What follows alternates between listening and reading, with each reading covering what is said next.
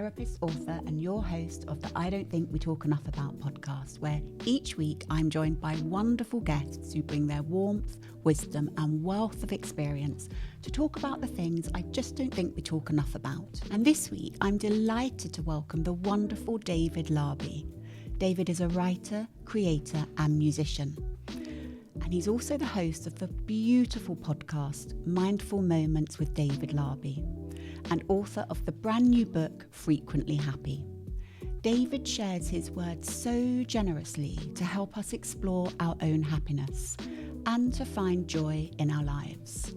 I can't wait to bask in the joy of his company and simply listen to his beautiful wisdom and energy.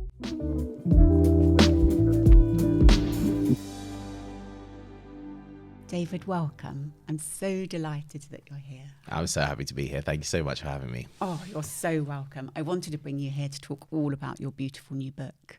I'm going to hold it up to the camera because we film this podcast so people can see it. It's called Frequently Happy, 52 Mindful Moments to Bring Hope and Joy. And it literally does what it says on the cover. It literally does, doesn't it? And you said, I'm going to read something out at the back because this really struck me. You're so generous with your honesty about how you feel. You are a writer. I always pay attention. When a small joy grabs me, some say easily pleased. I say frequently happy. It's just a mindset, isn't it, as well? Though I say that, it's not just a mindset, so I will take out the word just. It is a mindset, though, isn't it? And I'd love to know your story about how you got from there to here.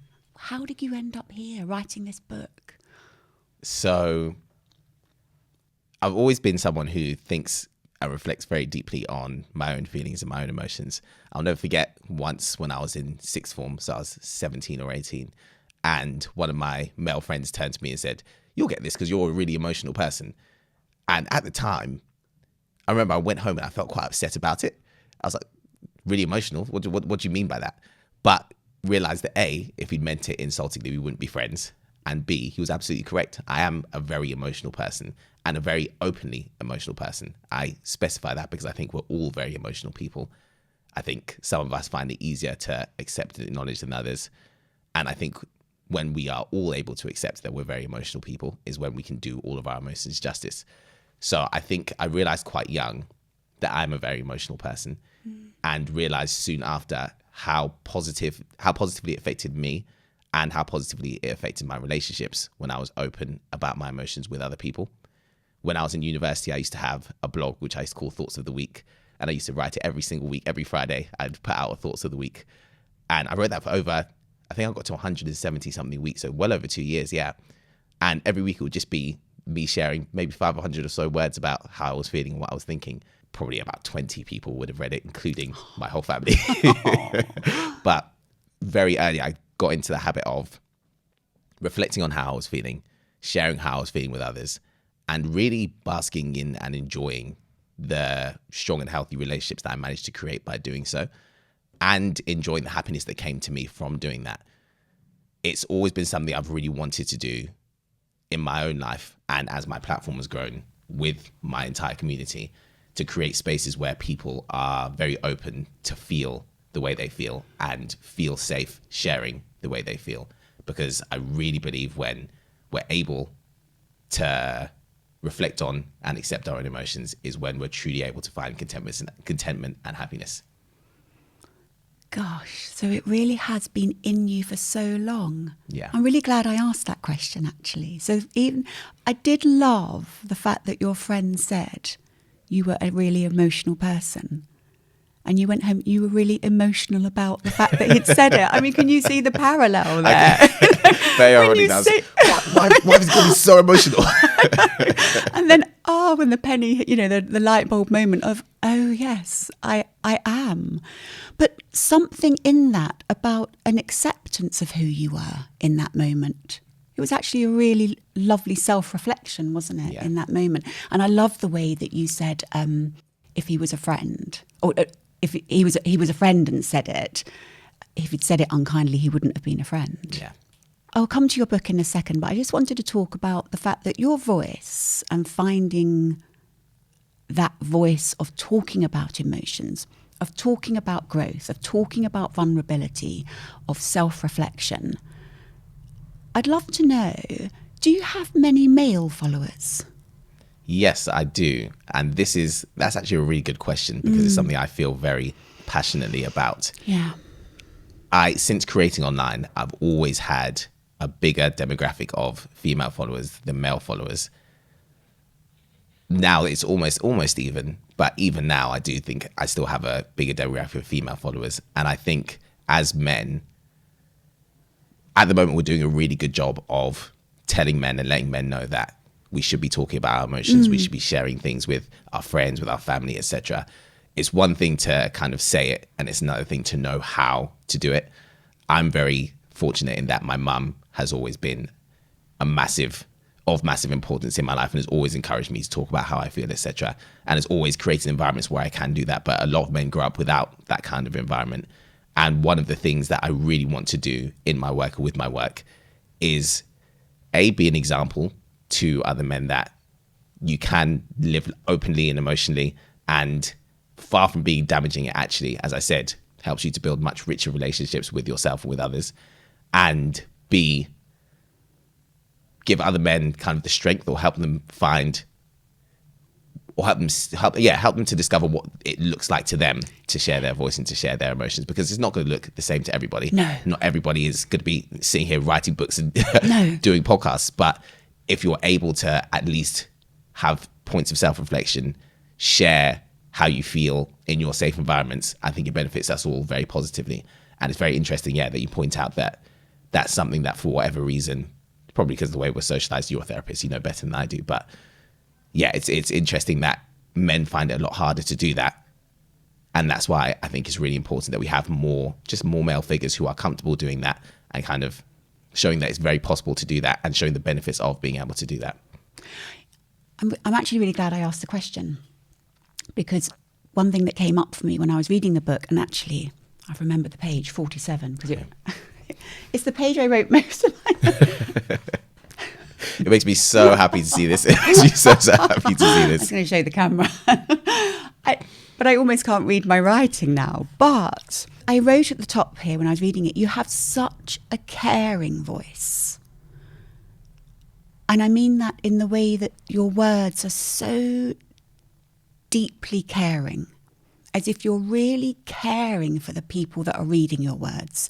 It doesn't feel like you've just written them for you. You've written them for all of these beautiful people that follow you, however they identify. And it was almost like you give them the care in a society that perhaps doesn't feel very caring.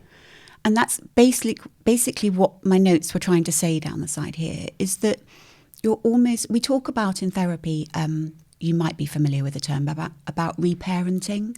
So giving the love and care that perhaps they didn't have when they were children. But what you do is offer that in your voice and your words, where I think people must feel so safe in reading your words. And that's what I scribbled all the way down the side of that, and say, maybe you're the caring voice that so many people haven't had, and more people need you in their lives. That was page 47. That's an incredibly humbling thing to hear, and very affirming as well, because that's exactly what I was hoping to do and what I was trying to do. One of the ways I've been describing this book when asked to talk about it has been a friend on the shelf. Yes. Like, I want it to be something that you can go to and return to whenever you need a voice that perhaps you don't have access to generally in your day-to-day life. Yeah. This book is in the self-help category, but when I was writing it and when I was thinking of it and planning it and all those kinds of things, I sometimes will tend to steer away from self-help, because sometimes it feels very prescriptive. Sometimes it feels very much, if you're not doing this, you're doing something wrong. It kind of can feel very binary, either you're doing the right thing or the wrong thing. Whereas with this, as you said, I just wanted to create a space where you are very aware that you are cared for and that you are loved. The whole point of this book, and my whole philosophy around it and of life generally, is you exist, therefore you matter.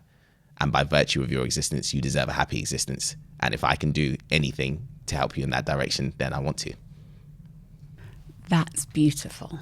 That's beautiful. And that really is the essence of you and how I would describe you to someone, is that's what you're doing.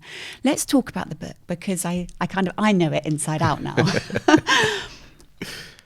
It's split into seasons, isn't it? So the 4 seasons, and you start with winter. And actually, I've focused a lot on winter because we're in winter. Yes. The winter section for me, so you talk about various things within the winter section, and then you write your beautiful poetry, and then there's journal prompts, and then real deep self-reflection of your own experiences of these concepts. For me, on my lovely neat notes here, when I was reading Winter, I was like, it's so about growth, waiting, and acceptance. Those themes really came to me.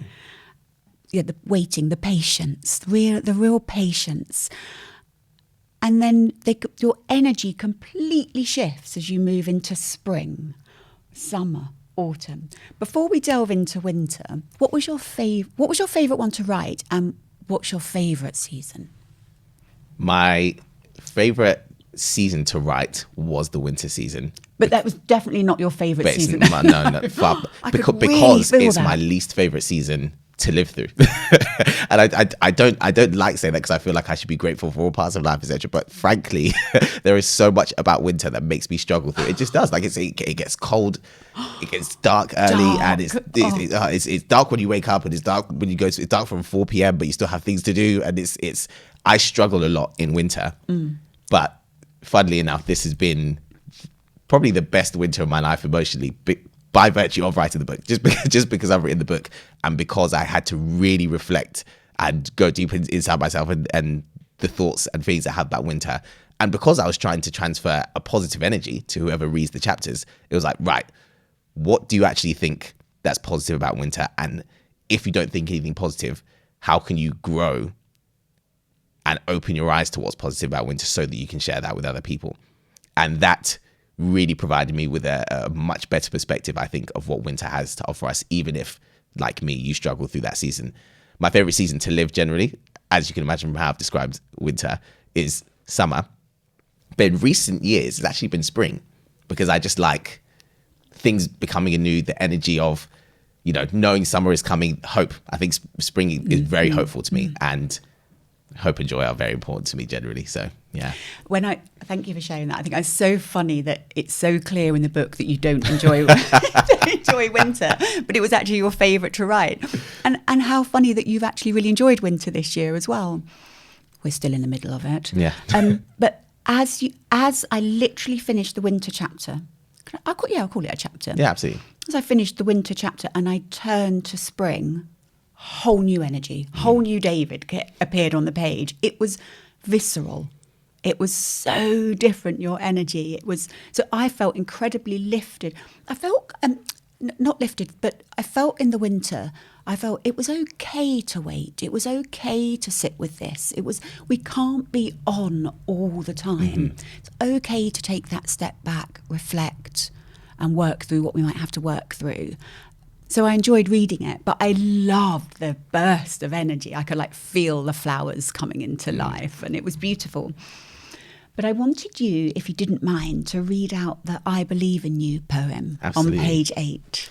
Absolutely. Just because your voice is so beautiful. Much better than me reading it. You used to hate the skin you're in, and now you think it suits you. The pain you thought you'd hold for life, replaced by things you're used to. Love, acceptance, all those changes for the better they show in your eyes, and the things that you thought you'd hide for life, the people you have around you, they like. They love you the way you needed, and you hold it and you keep it close to heart. The validation they provide is nothing next to what you now have inside. It feels so precious you could weep. You almost pray before you sleep it doesn't disappear. All your fears come crashing back, but I promise it's here to stay. Progress doesn't just go away. You don't start from scratch, you start from more than you have ever known before. Now you've turned your heart to song, and you know the sky is exactly where you belong. I believe in you. I want to cry. It's just beautiful. I've read that poem so many times. It's, I think it's always interesting when something resonates for you. And obviously as a therapist, I explore why that resonates for me, and it's very personal. But that self-belief is, you can't beat it, can you? You can't beat it. And you talk a lot about, well, I don't know if you talk about it or whether it's my therapy take on it, but building that sense of self. We're not all fortunate that we're born with a nice, strong, secure sense of self. No. And lots of us go on our own paths of growth. And, you know, by the very virtue that I'm a therapist, I've had an awful lot of therapy myself. And that poem, those words, just sum up why that self-work matters so much. I want, and I'm sure you do, everyone to really feel that. Yes. Feel that, because everyone's worthy and deserving of that, aren't they? Absolutely. That poem I actually wrote maybe 4 or 5 years ago, so a long time before the book came out. And I actually wrote that poem from a real place of, I could say hope. There was also a bit of desperation in there. At the time where I wrote that, I had finished university. I had quite a tumultuous journey through school. I changed school a few times. Okay. I wanted to do so many creative things, but I wasn't working in anything that was remotely creative. And I really felt like I didn't know who I was. I didn't know what I offered to the people around me. I was really struggling with a sense of self-worth. And I wrote that poem as an exercise to kind of, I was writing to my present self from the self I hoped that I would be, if that makes sense. Okay. And I'd started to feel kind of the burgeoning shoots of some of those things. Like I started to meet really good friends. I just met my now fiance, who at the time was my girlfriend of a couple of months. And I could feel the sense of hope that things would be different, and that I was someone I could really believe in, that maybe I deserved to be happy. And so I wrote that as kind of a reference of hope that I kept returning to throughout those years. And after about a year or so, I actually recorded it and posted it on social media. And that's the first time I'd ever posted the poem before. And the response that it got and the amount of people that connected with it was just, I'm feeling emotional talking about it. It was truly that was the first time I ever really felt connected to an online community, because I hadn't realized how many people felt the same as me. That's really what it is. I hadn't realized just how many people were so deeply in need of that sense of self-worth and belonging. And as I started to feel it, I realized how much more capable I was of feeling the happiness that was around me and that I could have and that I did deserve. I just wasn't capable of holding. And being in a position where I'm fortunate enough to feel that now, there's nothing I want more than for everybody to get to feel it, because everyone deserves to. They really do. Thank you for sharing that. Of course. That comes across so clearly in the way you write. And as I went back earlier to page 47 and said to you that is your voice, you know, and when people connect with it, it almost gives you permission that it's okay to share more like that, doesn't it? And then people do need that, and people are so afraid of vulnerability. We'll come to something on self-consciousness in a second, actually. I think that comes in spring, doesn't it? But on page 9, I know you don't need the page number specifically, but on page 9 you talked about growing into yourself. Oh yeah, so after the poem, yeah, of course. Yeah. And you say it can take a long time to grow into yourself. I would say you did it quite quickly. It took me a lot longer. It can take such a long time. But when I read that, it reminded me of one of my favourite quotes. I've said it before in this podcast, by Nietzsche, that says, "We are always in a process of becoming." And that always grounds me when I feel lost, stuck.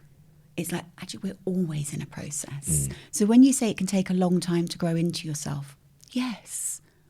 I don't know if there's ever an end. No. We're always growing and learning. And I wondered what your journey on that had been.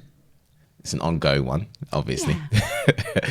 I think, especially, so I left my last traditional 9-to-5 job in September 2021 to be a full-time content creator. And it's literally only the latter half of 2023 / the first half of 2024 where I really felt confident and comfortable in probably everything that I was doing. And then last year, I was writing this book and coming to finishing this book and actually starting to think about what it means to be an author and have a book published and all those kinds of things.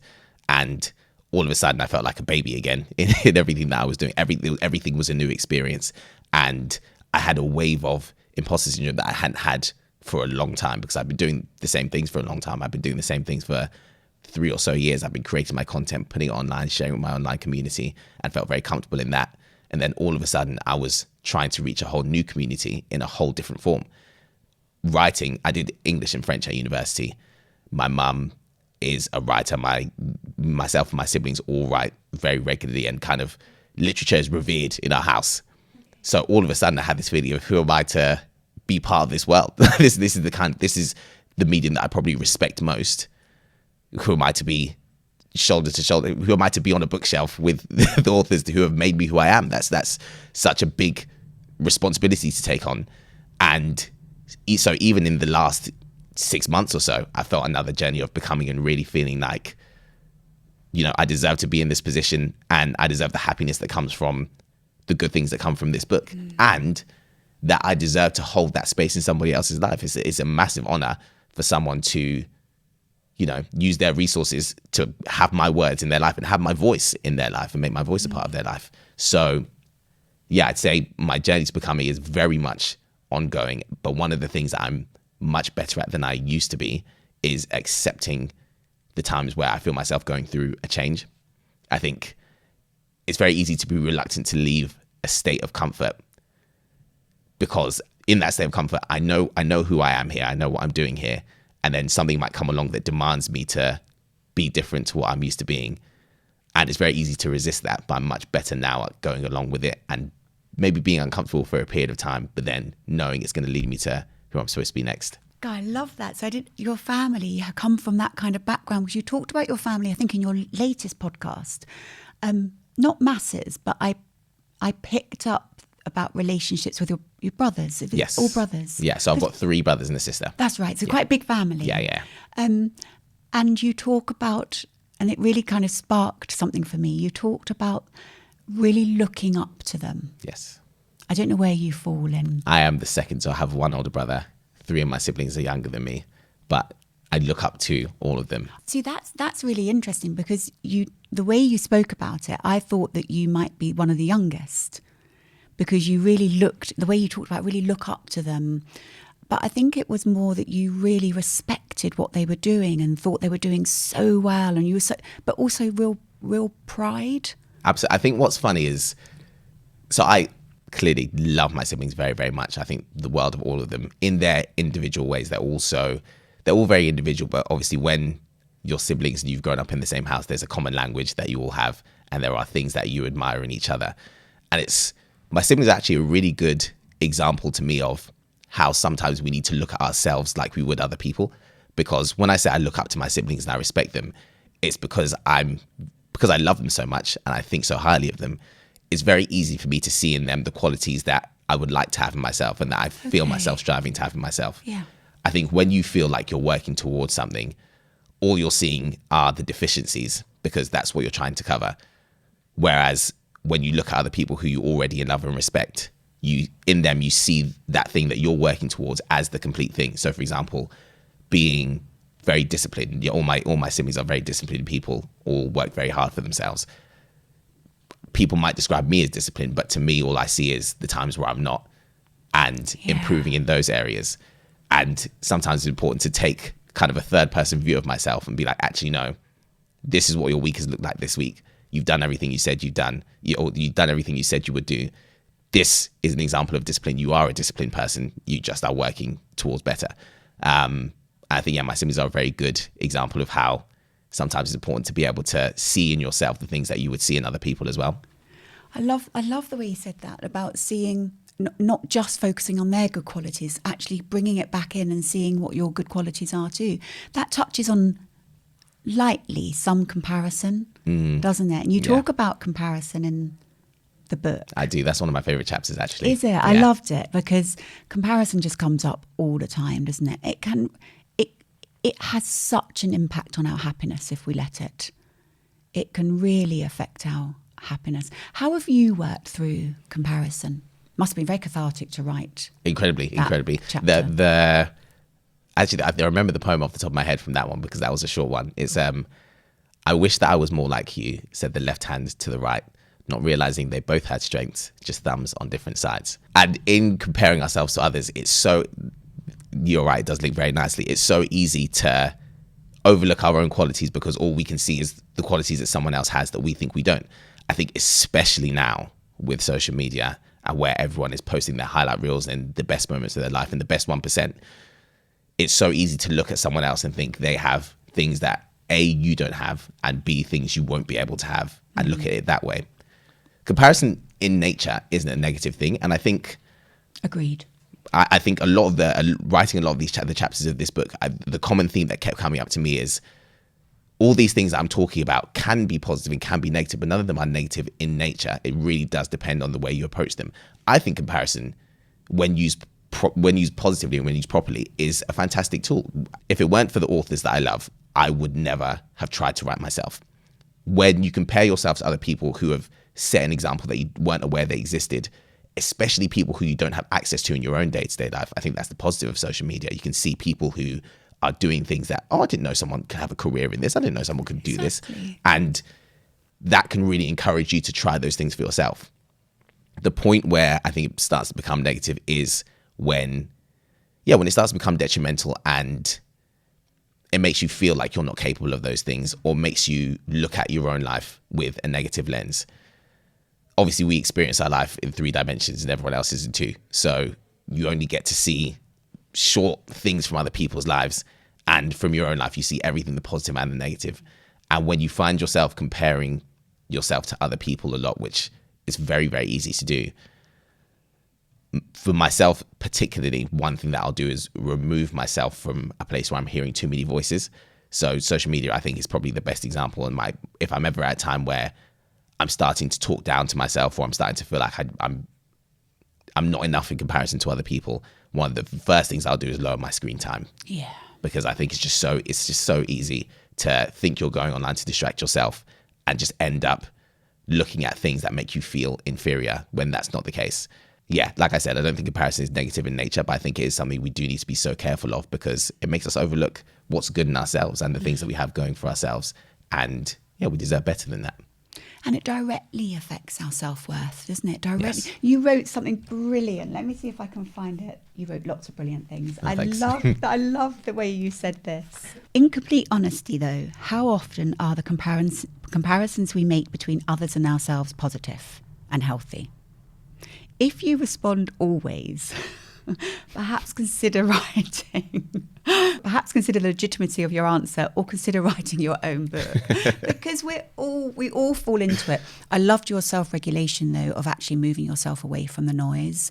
We can so often fall into that feeling of, I'm really not good enough. Or I always say that comparisons can be used really positively. As you said, all emotions, everything we do can be used positively until it becomes a problem. Yeah. And then if you're really self-aware, look at what that problem's causing. And then that's the work, isn't it?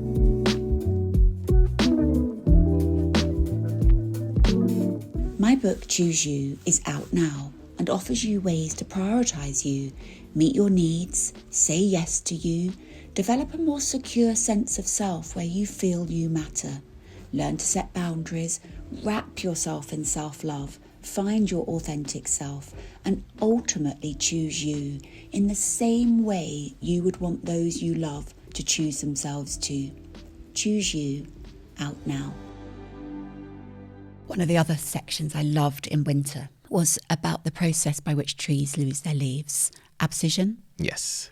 But I love the way you use that as a metaphor for ourselves, for life.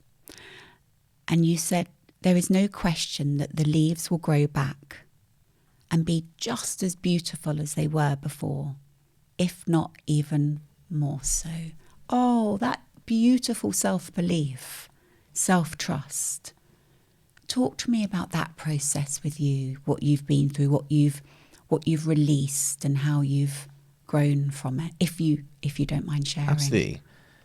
There have been so many examples, I think, throughout my life, and will continue to be examples of things that you think you can't do without, states of being that you think, I don't know how I'd be otherwise. And we always manage. One of the most amazing things about us is that we always find a way. We really always do. The amount of things that you think, I couldn't possibly live without this person, I couldn't possibly live without this thing, and here we are, persevering, better than before. That chapter is one of the ones that I've heard the most feedback on, because I think it's a message that is inherently so encouraging, but something that is constantly relevant. I think we're always having, like we were talking about before, the whole, you're always growing and becoming. Becoming means you can't take everything with you all the time. There are things that we always had to leave behind. And I think that's the scariest thing, because without a certain level of belief or hope that this is for a good reason, better things will come, it can just feel tremendously scary and very, very daunting. One of the, I think I mentioned earlier that I had a shoulder operation last year, and it was very necessary.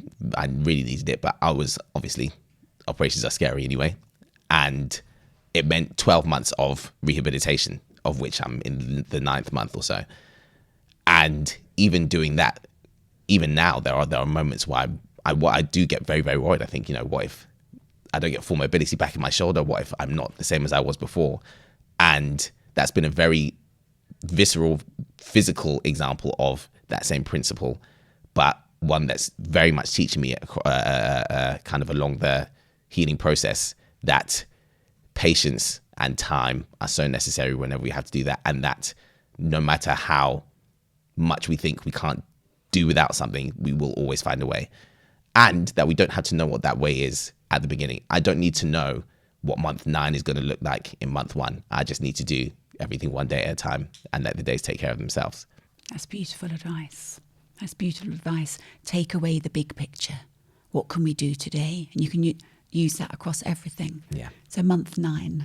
Yes. Yeah. God, how does it feel? Much better. Much better. Like I'm very proud of my previous self for how much hope he had, because it was well founded. In month 1, did you ever think you'd feel like this in month 9? No, I couldn't see beyond day 3. Exactly. So It's so just using that as a benchmark for next time you go through something really difficult. Yeah. Day 1 versus day whatever. You do get there step by step, always in a process of becoming. And you only ever have to do one day at a time. One day. One moment. I just read recently Miranda Hart's most recent book, I Haven't Been Entirely Honest With You. And she's really struggled for the last 10 years with chronic illness. And I think her therapist said to her, don't think too big, too far ahead. What's the next kind thing you can do for yourself in this moment? So slow it right down. What's the next kind thing I can do for myself? Drip, drip, drip. It works. Anyway, let's move to spring.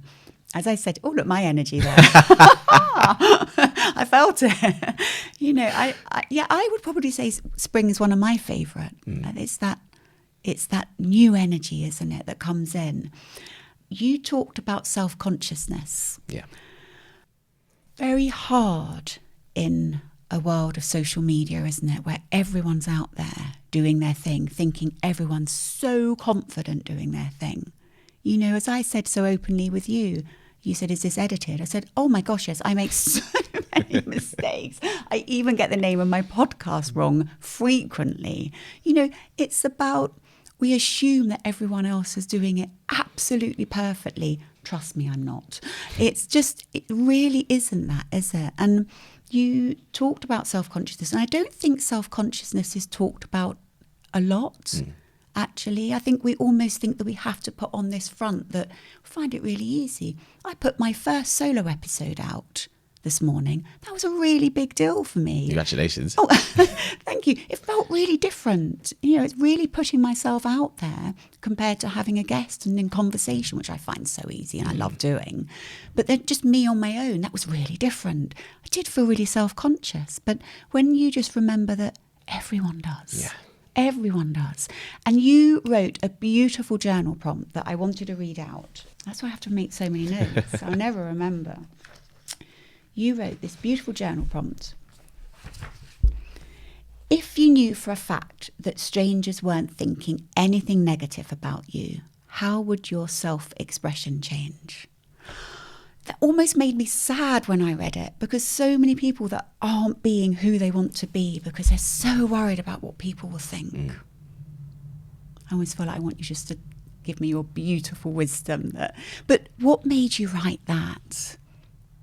Because, as you said, it's something that we all feel, and it becomes such a big thing in our heads that when we're able to ignore it, it's almost a bit of an anticlimax.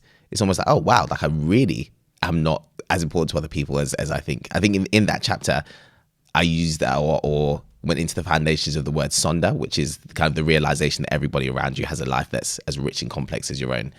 And when I think about how much time I spend thinking about other people or looking at the things that other people are doing, negligible. Like I'm not passing judgment, especially if someone is doing something that's clearly authentic to them and making them happy. I'm never going to be passing judgment on that. And the right people will never be passing judgment on me if I'm doing the same.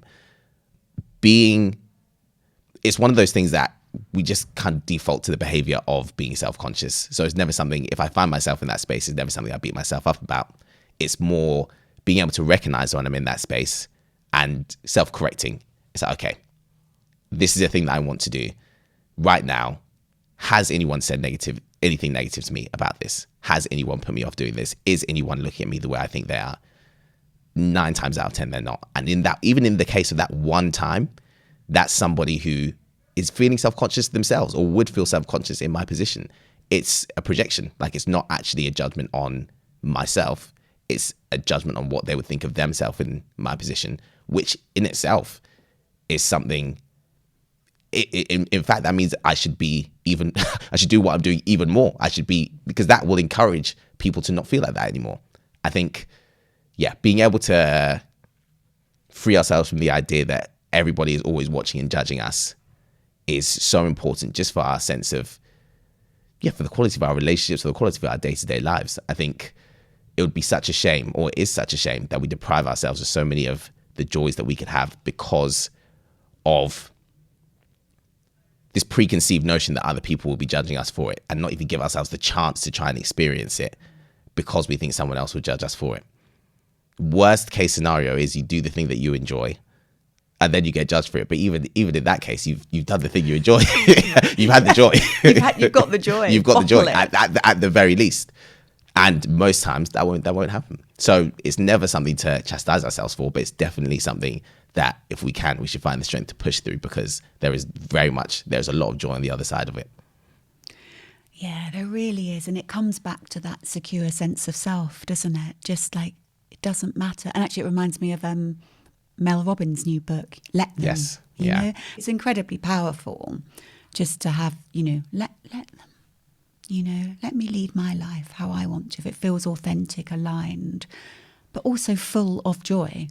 Absolutely. The next part of the podcast is I invited my wonderful Instagram community to send in some questions Lovely. Around the topics of self-growth and self-work, which I'd love to hear your answers on and your beautiful wisdom. We may have covered some of it, but let's have a look. What do you feel is the value of self-work? And how has it impacted you? It's a big question. Big question.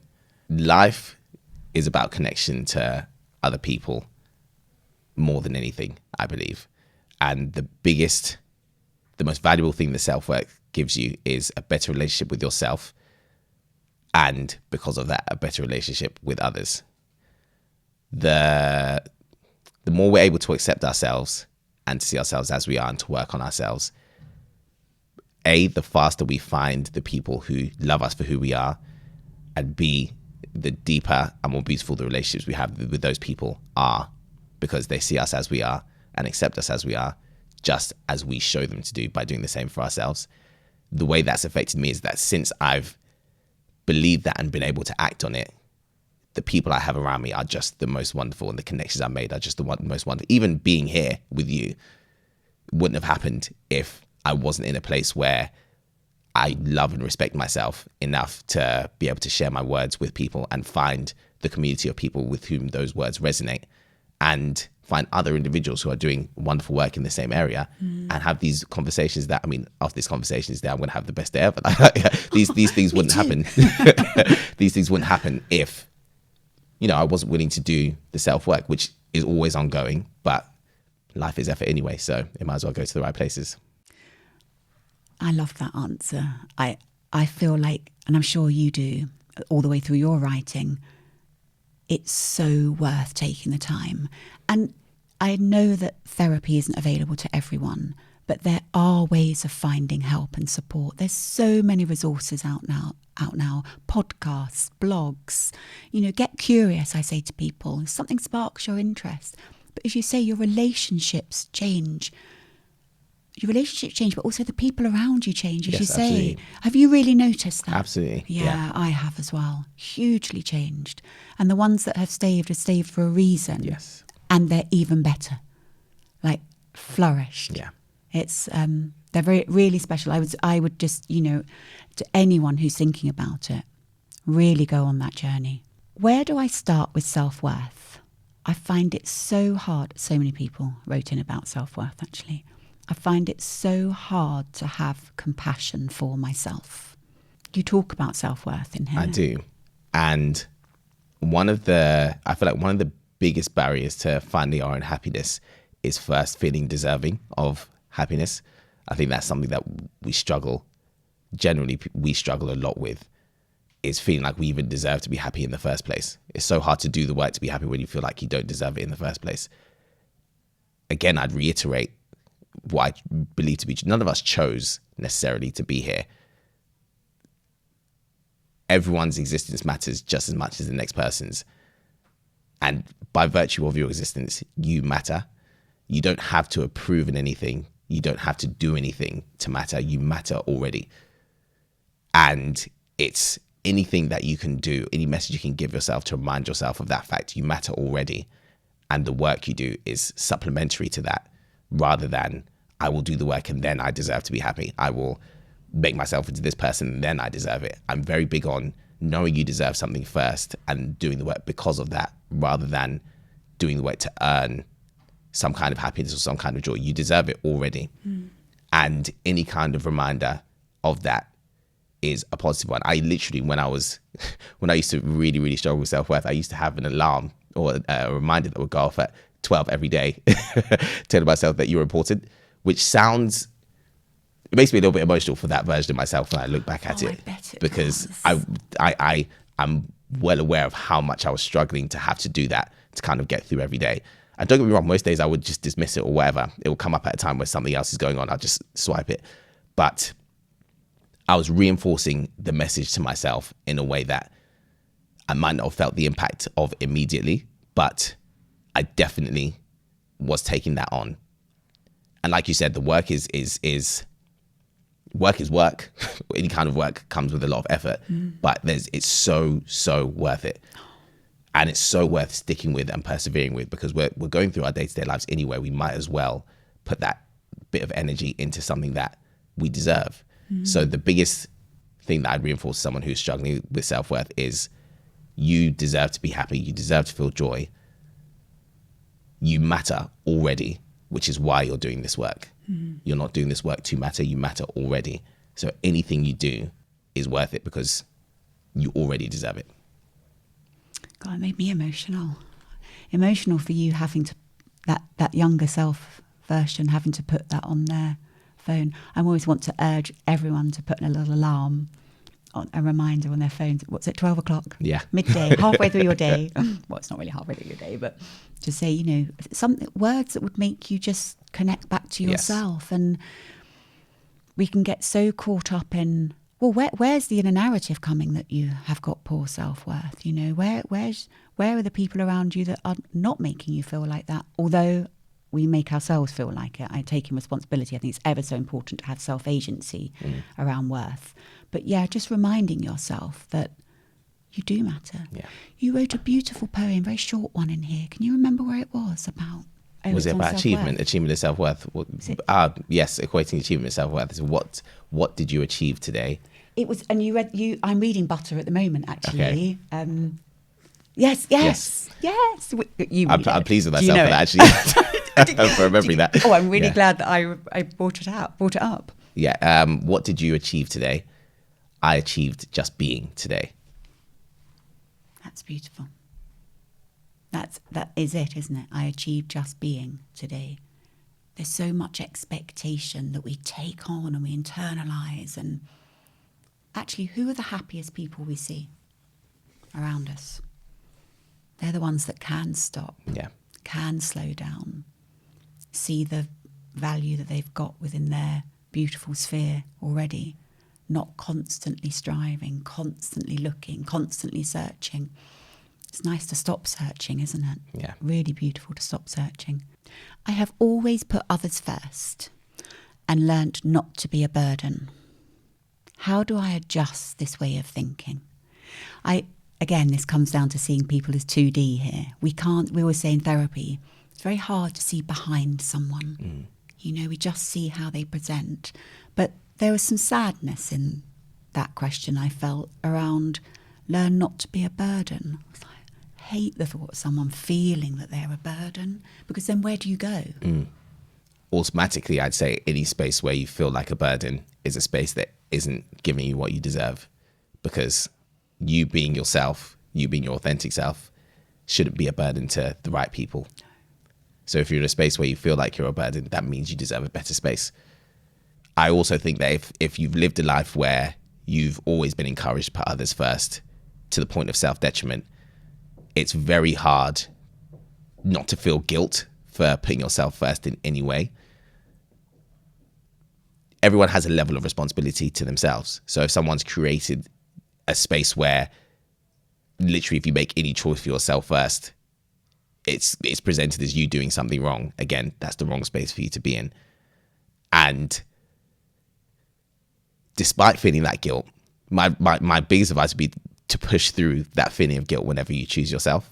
Because for someone who's always putting somebody else first, putting yourself first every now and then is going to feel selfish, but will actually be normal. What you perceive as selfish will actually be probably where you should be. Yeah. It's so funny how I think there is a chapter in the book about to the caring and giving souls of this world, the people who it's so funny because they quite often will see themselves as weak because they feel taken advantage of, but actually those are the strongest people and the most valuable people, because you provide what everyone else needs. Everybody else needs to feel loved and taken care of, and protected. And you have the ability to give that to people. That's actually extremely precious. In the equation where you feel like you have to give other people more than you give yourself, it makes you feel like you're the one having to earn the importance, whereas you're already the important person. That's why so much is being asked of you. You can't give properly unless you're giving to yourself first. No, I'm glad you mentioned that as well. You can't pour from an empty vessel. Yeah, absolutely not. And it gets to a point where it's not even just detrimental to yourself, it's detrimental to that person too, because you're not providing for them from an authentic place or a place where there's even anything for either of you. No. So out of necessity and out of compassion for self, push through the guilt to do things for yourself as much as you do them for other people. And I promise your version of selfish is probably exactly where you should be, because that will mean you're actually taking care of yourself. Yeah, and no longer neglecting your own needs. Absolutely. And actually the sheer fact the questions come in, that person could never be selfish. No. That is not something that's going to come naturally. It's not going to come naturally, is it? But a little bit of selflessness to self would be good. Yes. Pushing it back. David, the final question I ask all my guests is, what does it mean to you to choose you? It means making the extra effort to do the things I know make me feel good, big picture. Like I said before, life generally demands effort from us. Like a lot of things demand effort from us.